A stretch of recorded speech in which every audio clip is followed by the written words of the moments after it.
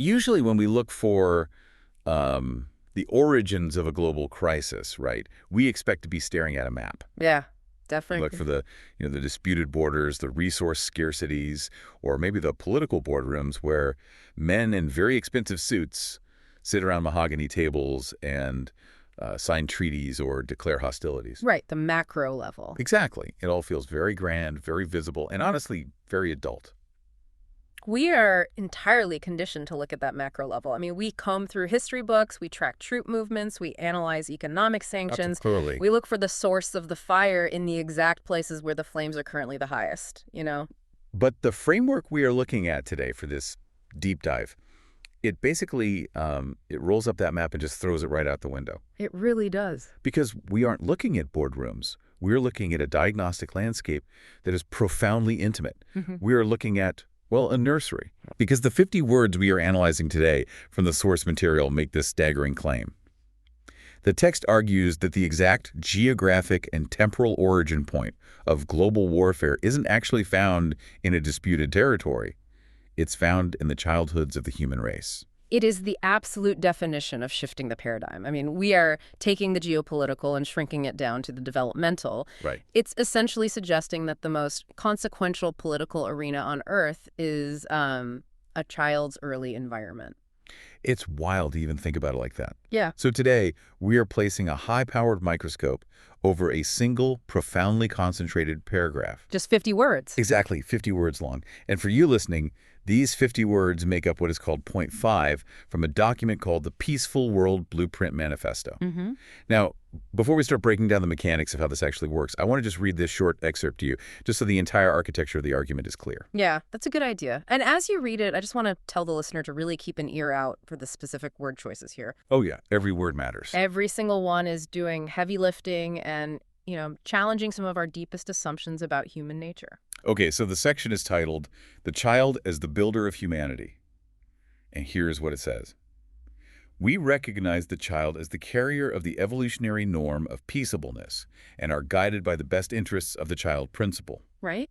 Every childhood contains a unique potential for love and order. Our task is to minimize adverse childhood experiences, as war often begins where a child's will was suppressed and trust was broken. And that's it. That is the entire universe we are exploring today. Just those 50 words. Which is, frankly, a lot to unpack. Yeah. So to truly grasp the weight of this, we have to examine the document's opening claim about human biology. The evolutionary norm. Right. The text says, we recognize the child as the carrier of the evolutionary norm of peaceableness. Now, when I try to conceptualize human nature, my mind used to always go to that old cliche of like a computer coming out of the box with factory settings. Sure, the default programming. Exactly. But that feels a bit too rigid for this text. It feels more accurate to think of it like a river. Oh, I like that. A river is a much more dynamic way to look at it. How so? Well, if human nature is a river, the evolutionary norm is the natural course that water wants to take as it moves toward the ocean. Right. We have this pervasive societal assumption, kind of Hobbesian view, I guess, that the river is naturally destructive, that humans are born selfish, chaotic, or even inherently violent. Right, that we are basically little barbarians. Yes, little barbarians, and society has to build massive concrete dams, which are our laws, our punishments, our social conditioning. To force the river into a civilized direction. Exactly. Huh. But this text, it's positing that the river's natural, unhindered course is actually peaceful. It is entirely upending that Hobbesian assumption. I mean, Yeah. it deliberately uses the phrase evolutionary norm of peaceableness to argue that peace isn't some, artificial dam we invented to keep from destroying each other. Peace is the biological baseline. The child isn't a chaotic force waiting to be taught what peace is. The child is the actual carrier of it. The carrier. Yeah, and this is fascinating because in the original Russian of the source text, the word used for carrier is nosito. Nocitol. Right. And it has a much richer connotation than just, carrying something in your pocket. It implies being a bearer, like a vessel. Oh, wow. It means the child is holding something vital, keeping a flame alive for the rest of humanity. I love that image of the child as a vessel, but I have to play devil's advocate here for a second. Please do. Because anyone listening is going to immediately look at human history and ask a very obvious question. Why the violence? Right. If peace is our biological baseline, if this evolutionary norm is so ingrained in us as a species, Why is our history so incredibly, relentlessly violent? It's the big question. I mean, if we are carriers of peace, why does the historical record look like an endless series of wars, conquests, and cruelty? Yeah. Wouldn't violence actually be the evolutionary advantage? That is the crucial friction point of this entire philosophy. And to understand the text's answer, we really have to look closely at the word norm in a biological context. Okay, break that down. A biological norm isn't a statistical average. It doesn't mean, well, the thing that happens most of the time. Oh, interesting. A norm is the healthy, uninterrupted state of an organism. Think of an acorn. An acorn's norm is to become a towering oak tree. Right. But if there is a severe drought or a forest fire or maybe the soil is totally toxic, the norm is interrupted. The acorn might grow into a stunted, twisted shrub, or it might not grow at all. So the text is telling us that human nature, in its pure, uninterrupted state, is peaceful, and the violence of history is simply the record of that norm being constantly interrupted. Precisely. We look at the stunted shrub and we just assume that's what an oak tree is supposed to look like because, well, it's all we've ever seen. That is such a profound shift. It is. The violence in our history isn't proof that human nature is violent. The text argues it's proof that human development has been subjected to a continuous systemic drought. The child represents humanity before the interruption. Which fundamentally flips the traditional hierarchy of adults and children. It really does. Historically, society has viewed children as, I don't know, incomplete adults. Like they're adults in training who lack the wisdom and the cynicism of the real world, and they just need to be molded into shape so they can survive. But this principle says the exact opposite. It argues that children are the purest representation of what we are supposed to be, and we, the adults, are the ones who have deviated from the baseline. Wow. We are the stunted shrubs trying to teach the acorn how to grow crooked. That reframes the entire dynamic of who is teaching whom. I mean, I want you, the listener, to just pause and think about the children in your own life right now. Yeah, your own kids. Your kids, your nieces, the kids running around your neighborhood. Imagine looking at them not as noisy, unformed pupils who need to be civilized by our rules, but as the actual carriers of an evolutionary blueprint that we, the adults, have somehow lost. It demands a profound humility. It suggests that when we interact with a child, our primary job isn't to overwrite their uncorrupted programming with our world-weary software. Right. Our job is simply to protect their original state from the interruptions that ruined ours. But if peace is the baseline, we have to ask what that actually looks like in practice. Because, an empty, quiet room is peaceful, but it's not human. No, it's sterile. Exactly. The text defines this biological peace not as an absence of noise, but as the active presence of two specific things. It says, every child contains a unique potential for love and order. The pairing of those two specific words is just fascinating. The love part, I think we all intuitively grasp. We look at an infant, we see connection, empathy, attachment. It's very easy to agree that children have a deep potential for love. Absolutely. But order. I really struggled with this when I first read it. It's a tricky word. Anyone who has spent a Saturday afternoon with a toddler knows they seem to be agents of pure, unadulterated chaos. Oh, completely. I mean, there are toys everywhere, emotions are swinging wildly from joy to absolute despair over a broken cracker. There is zero concept of time or schedule. If order means discipline, tidiness, and standing in a straight line, I'm not seeing it. Yeah, where is the order in a meltdown, right? Exactly. Where is the text getting this idea of a potential for order? You're hitting on a very common misunderstanding because as adults, we project our own anxieties onto the word order. How so? When an adult hears order, they usually think of external control.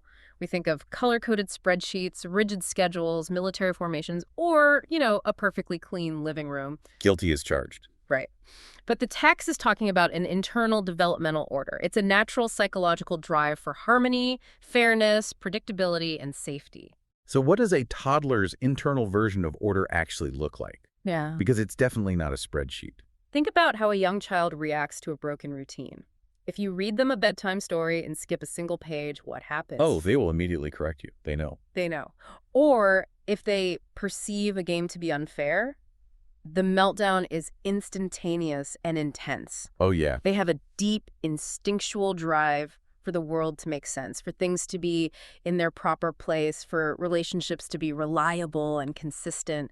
That is the order the text is highlighting. Okay, that makes so much sense. It's not a desire for a clean bedroom. It's a desperate plea for symmetry and justice in their universe. That tracks perfectly with how fiercely a child will advocate for fairness if a sibling gets a slightly larger piece of cake. Exactly. We usually dismiss that as greed or selfishness, like, oh, they just want more cake. But in this framework, it's their innate potential for order crying out. They are recognizing an imbalance in their environment. Yes, and look at why the manifesto pairs those two words together: love and order. Right. Love represents connection, empathy, the softening of boundaries between individuals. Order represents structure, fairness, the rules of engagement that keep everyone psychologically safe. They balance each other. They absolutely have to, because if you have love without order, you have emotional volatility, enmeshment, and a total lack of boundaries. People get hurt because there are no rules to protect them. Right. But if you have order without love, you have tyranny. You have rigid control, oppression, and obedience extracted through fear. That is a terrifying combination. Together, love and order form the bedrock of a stable, peaceful society. And the text is claiming this dual foundation is already packed into the child's potential at birth. What really elevates this concept for me is the adjective the text places in front of that potential. The word unique. Yes. Yeah. It doesn't just say children have potential for love and order. It says every child contains a unique potential. It would have been very easy to just say a potential, but that one word unique changes the entire mathematical equation of how society is built. It acts as a massive defense against conformity. By calling the potential unique, the text is declaring that love and order isn't a standardized cookie-cutter uniform we all put on. Right. Every single child has a distinct, customized, entirely individual way they can contribute to the harmony of the world. So it's not just about raising a generation of identical, well-behaved citizens. Not at all. One child's potential for order might manifest later in life as a brilliant mind for logistics, figuring out how to distribute clean water to a drought-stricken region. Exactly. Another child's potential for love might manifest as an uncanny ability to mediate emotional conflicts or create art that connects disparate cultures. And if we tie that back to the very first concept we talked about, the child as a carrier of peace, it means humanity's blueprint for peace isn't held by one supreme leader or outlined in one master treaty. Yeah. The blueprint is distributed. It's a mosaic. Humanity requires every single tile to see the full picture. Which brings us to a rather terrifying implication, honestly. Oh, the stakes are incredibly high. Because if every child's potential is unrepeatable, then suppressing even one child, traumatizing even one child, deprives humanity of a specific, customized piece of its peaceableness architecture. A piece that literally no one else in human history can provide. When you break a child, you aren't just harming an individual. You are permanently deleting a unique solution to the world's chaos. That is the existential weight of this manifesto. It frames the mistreatment of a child not just as a moral failing of a parent, but as an act of self-sabotage against the entire human species. It's just staggering. So if they hold this fragile, unrepeatable potential, how do we make decisions that don't crush it?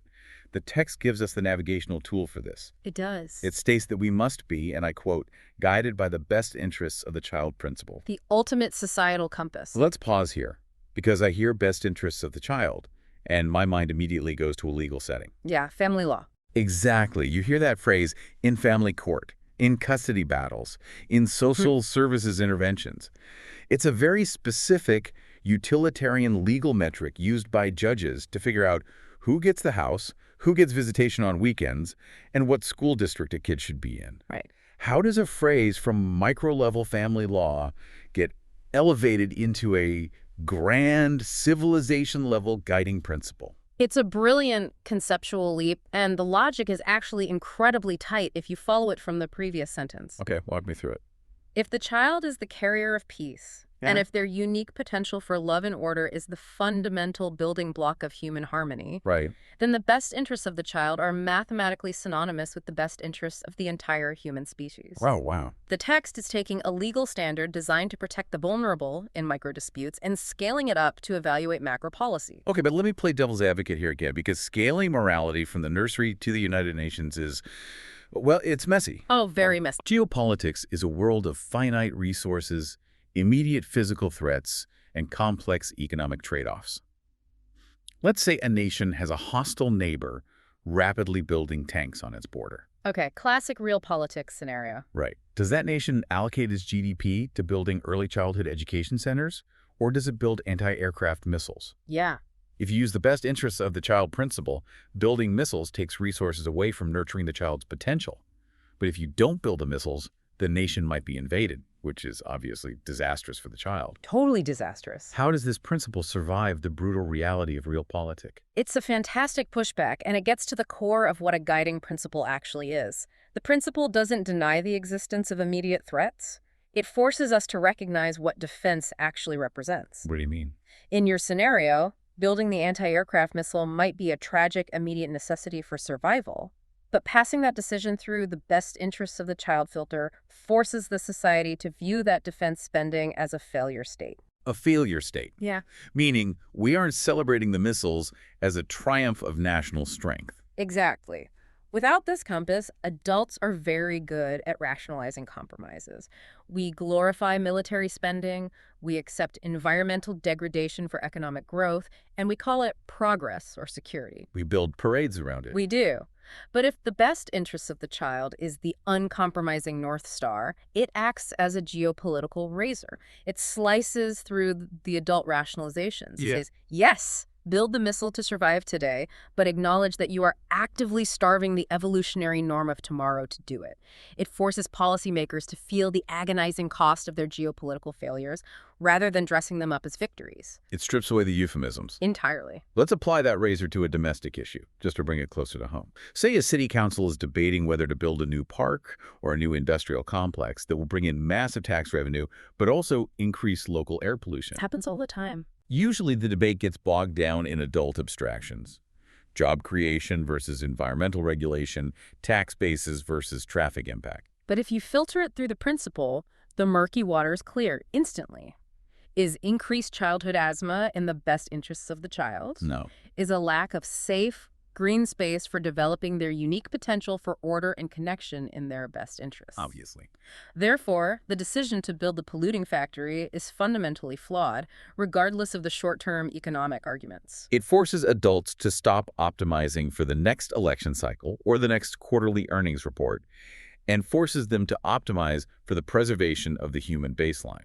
And this requires a massive pivot in how we operate, which is why the text doesn't leave us hanging in the realm of high-minded philosophy. Yeah, it gets very practical. Right after establishing this guiding compass, it abruptly shifts its tone to something incredibly clinical and grounded. It says, our task is to minimize adverse childhood experiences. The tonal shift there is so sharp. We go from talking about evolutionary norms and love and order straight into the sterile language of public health. Yes. Adverse childhood experiences, or ACEs, is a very specific term used in psychology and sociology to describe trauma, abuse, neglect, and household dysfunction experienced before the age of 18. The text identifies the specific poison in the water supply. If the child's potential for love and order is the natural flow of the river, then adverse childhood experiences are the toxic runoff that pollutes it. That's a great way to put it. By identifying ACs as the primary target, the Manifesto takes a massive, overwhelmingly vague concept like achieving world peace and gives us a localized, defined enemy. And notice the verb it uses. It frames this not just as a nice aspiration, but as our task. Singular. This is the job. This is the job. But it also uses the word minimize. It doesn't naively claim our task is to eradicate all bad experiences. Which would be impossible. Right. We live in a physical world governed by physics and mortality. Accidents happen, natural disasters happen, illnesses take parents away too soon. We can't put children in an impenetrable bubble. That distinction between minimize and eradicate is crucial. It acknowledges the unavoidable tragedy of human existence while demanding absolute accountability for the trauma we can control. Yeah. By framing the minimization of systemic human-caused ACEs as the central task, the text makes a profound statement about what peace-building actually is. Because we usually think of peace building as diplomats negotiating accords in Geneva or UN peacekeepers patrolling a demilitarized zone. We view it as adults fixing adult messes. But this paradigm argues that those diplomats in Geneva are just treating the late-stage symptoms of a disease that was contracted decades earlier. Wow. True peacebuilding isn't a treaty. It is preventative psychological and environmental work done at the very beginning of human life. Give me some examples of what that looks like. It's ensuring a mother has postpartum support so she can bond with her infant. It's ensuring a community has resources to prevent domestic violence. It's making sure a child goes to sleep feeling physically and emotionally secure. Right. Under this framework, a social worker securing a stable home for a neglected toddler is doing more tangible peace building than a politician signing a trade agreement. Which brings us to the climax of these 50 words. This is the mechanism, the actual explanation of how the symptom scales from the individual to the global. The turning point. This is the line that really made me stop and just stare at the wall when I first read it. After telling us our task is to minimize adverse childhood experiences, the text explains exactly why. Yeah. It says, as war often begins where a child's will was suppressed and trust was broken. It is an incredibly audacious claim, and it is unblinking in its directness. It draws a direct, unbroken line from a dictator launching a military invasion, from armies clashing and cities burning, all the way back in time to a nursery where a small child was systematically mistreated. From the macro to the micro. It's arguing that the origin of a macro war is a micro trauma.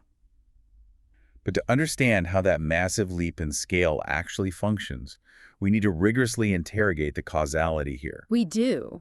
The text identifies two specific mechanisms of destruction: suppressed will and broken trust. Let's start with the first one. Yeah. What does a child's will was suppressed actually mean in developmental practice? Because, it doesn't just mean stopping a kid from running into traffic. No, stopping a child from running into traffic is protecting their life. It's an application of order. Right. To understand the suppression of will, we have to look at how a child develops a healthy sense of autonomy. A healthy will is a child learning to say no, learning to assert their physical and emotional boundaries, learning that their desires and their internal world have value. So suppressing that will means overriding their autonomy entirely. Exactly. It means forcing them to submit purely for the sake of the adult's convenience, ego, or power. Because the adult is bigger. Yes. It's the constant grinding message of, you do not matter, your voice does not matter, you must obey because I have the power to force you, and you are too small to resist. That is heartbreaking. It's achieved through physical intimidation, emotional manipulation, or constant invalidation. And the second mechanism it identifies is trust was broken. This is perhaps even more fundamental to the human animal. A child is born entirely helplessly dependent on their caregivers. Completely reliant. They are biologically wired to trust that the giants walking around them will provide safety, food, warmth, and comfort. When that baseline trust is broken through neglect, abuse, extreme inconsistency, or betrayal, it completely shatters the child's natural order that we discussed earlier. So here's the crucial question. How do these two micro-traumas suppressed, will and broken trust scale, up into a macro violence like war? It's a big leap. Because there is a very big, complex societal leap between a traumatic childhood and, say, ordering a drone strike or designing a system of systemic oppression. We have to trace the pathology as it compounds over time. Let's look at the suppressed will. Okay. If a child's will is systematically crushed, they learn a very specific, very dangerous lesson about how human relationships operate. They learn that cooperation is a myth. A myth. They learn that every human interaction is a strict hierarchy of dominance and submission. So if I'm not the one dominating, I'm the one being dominated. Precisely. They are stripped of their cooperative instinct, their evolutionary norm of peaceableness, and they are forced into a hypervigilant survivalist mode. Right. They learn that the only way to ensure they are never subjugated again is to acquire power and subjugate others. That worldview dominance versus submission as the only two options for existence is the exact psychological architecture of war. It's the logic of empire. And what happens to the way they interact with the world when their foundational trust is broken? When a child's foundational trust in their primary caregivers is shattered, they don't just distrust their parents, they extrapolate that betrayal to the entire universe. The whole world becomes dangerous. The world is no longer a safe place governed by love and order. It is a deeply hostile, unpredictable, zero-sum environment. Everyone is a potential threat. Everyone has a hidden motive. And when you view the world as an inherently hostile place where you are constantly in danger of being betrayed, well, preemptive aggression feels like the only logical, rational defense. You strike first because you cannot trust anyone else not to strike you. Connecting those dots, it's like war is essentially the adult projection of a traumatized child's worldview onto a global map. That is exactly what it is. The geopolitical stage is just a magnified, highly resourced reflection of the nursery. Look at the paranoia of a dictator, look at the obsession with absolute border control, the obsessive stockpiling of weapons, the desperate need to subjugate a neighboring country to create a buffer zone. Right, it's all defensive. It all perfectly mirrors the psychology of someone who is taught early on that the world is profoundly unsafe and that raw power is the only shield against betrayal. They are playing out the unhealed trauma of a broken trust and a suppressed will, but they are doing it with standing armies and global economies instead of toys and tantrums. The scale changes, but the core pathology remains identical. And this is why the text uses the word begins. War often begins where a child's will was suppressed.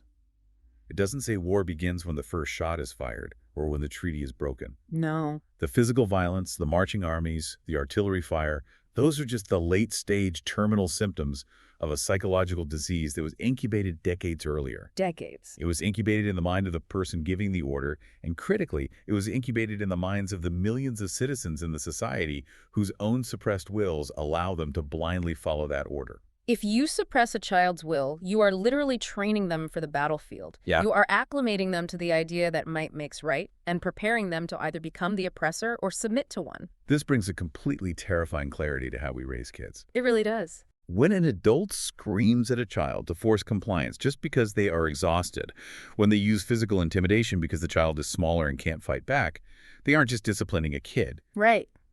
According to this framework, they are laying the micro-foundations for future societal violence. They are actively damming the river. They are interrupting the evolutionary norm. Which brings us full circle to the overarching title of this entire 50-word point. Do you remember what it was called at the very beginning of the excerpt? The child is the builder of humanity. Yes, and this is the final sweeping paradigm shift I want us to synthesize. We usually think of adults as the builders. We are the politicians, the engineers, the philosophers, the architects. Right, we build the world. We build the institutions, the economies, the governments. Children are usually viewed simply as the inhabitants of the house we build for them. Yeah. We construct the society, and then we try to invite them or force them into it. Why does this manifesto look at this dynamic and call the child the builder? It's because of who holds the plans. If the child is the carrier of the evolutionary norm of peaceableness, and if every child holds a completely unique, customized potential for love and order, Yes. then they are the only ones with the actual blueprint for a peaceful world. We, the adults, with our endless compromises, our deep cynicisms, our realpolitik, and our own inherited traumas, we've lost the blueprint. We don't know how to build it anymore. We don't. We only know how to build defenses against our own fears. So, if the child is the builder with the blueprint, it fundamentally changes the adult's role in this entire construction project. We aren't the architects. What is our role? The adult's role shifts from being the master architect to being the scaffolding. It's a scaffolding. I love that. Our role is entirely logistical, environmental, and protective. Our job is simply to accomplish the task the text laid out, minimizing adverse experiences. Okay. Our job is to build an impenetrable perimeter of physical and psychological safety around the child. We must fiercely protect their developing will from being suppressed by adult ego, and we must meticulously protect their trust from being broken by neglect or cruelty.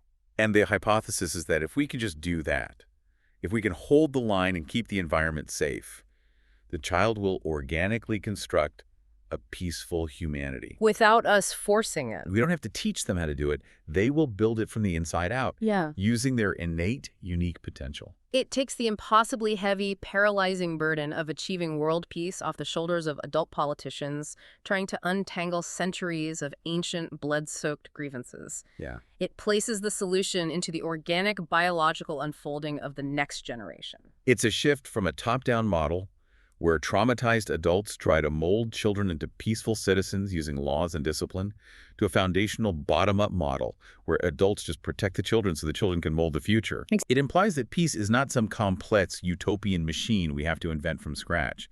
Peace is something we simply have to stop destroying. We just have to let the river flow. Okay, let's just take a breath and recap the sheer intellectual distance we've covered today, all extracted from exactly 50 words of text. It's a lot. We started by redefining human biology, discarding the idea that we are inherently violent, and recognizing that our biological baseline, our evolutionary norm, is peaceableness, and the child is the vessel carrying that uncorrupted norm. We explored how every single child brings a completely unique, unrepeatable potential for both deep emotional connection, which is love, and for structure, fairness, and internal harmony, which is order. Right. We realized that suppressing a child deletes a custom piece of humanity's mosaic. Then we took a utilitarian term from family court, the best interests of the child, and stress-tested it, elevating it to the ultimate societal North Star. We saw how it can act as a geopolitical razor, slicing through adult rationalizations. And forcing us to evaluate every economic and political decision against the preservation of the human baseline. We identified the specific toxins that interrupt that baseline, adverse childhood experiences. And we redefined our primary collective task, not as grand geopolitical maneuvering, but as the intimate preventative work of minimizing those micro-traumas in early development. And finally, we arrived at that devastating, clarifying realization that the fires of global war are sparked long before any army marches or any missile is fired. Right. The architecture of war is drafted in the quiet, hidden, everyday moments where a child's will is violently suppressed and their foundational trust in the world is broken, teaching them that dominance is the only way to survive. And through it all, the Manifesto forces us to see the child not as a passive recipient of the broken world we've created, but as the active builder of humanity, holding the exact blueprint we so desperately need to find our way back to the norm. It really is a complete perspective shift. I want to talk directly to you, listening to this deep dive right now. This isn't just high-level sociological theory. This is intensely, uncomfortably personal. It is. I want you to reflect on your own development. Think back to your own childhood. How is your will shaped? Was it nurtured into a healthy, confident autonomy? Or was it suppressed for the convenience of the adults around you? It's a hard question to ask yourself. Was your fundamental trust in the world protected? Or was it broken? Recognizing our own interrupted norms, seeing where our own rivers were dammed, is the very first step to making sure we don't pass that trauma on to the next generation. It's the only way to break the cycle, because every single interaction you have with a child, whether it's your own kid, a student in your classroom, or just a toddler having a meltdown in the grocery store checkout lane, is a high-stakes moment. Absolutely. You are either acting as scaffolding, protecting their blueprint for peace, or you are contributing to the suppression of their will. There is no neutral ground. It changes everything about how we view those exhausting everyday moments, doesn't it? The frustration of dealing with a stubborn, defiant child isn't just an annoyance anymore.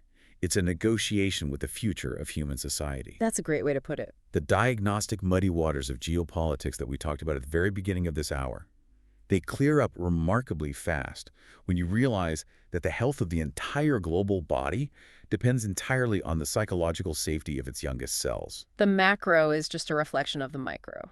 Which brings me to a final thought I want to leave you with today. Something to mull over as you go about your week, as you read the headlines, as you interact with your own families. Yeah. We spent a lot of time today talking about how a suppressed will and a broken trust in a nursery can rivel outwards, compounding over decades to eventually become a global conflict. The negative ripples. Right. But the law of cause and effect works in both directions. The positive ripples compound, too. They absolutely do.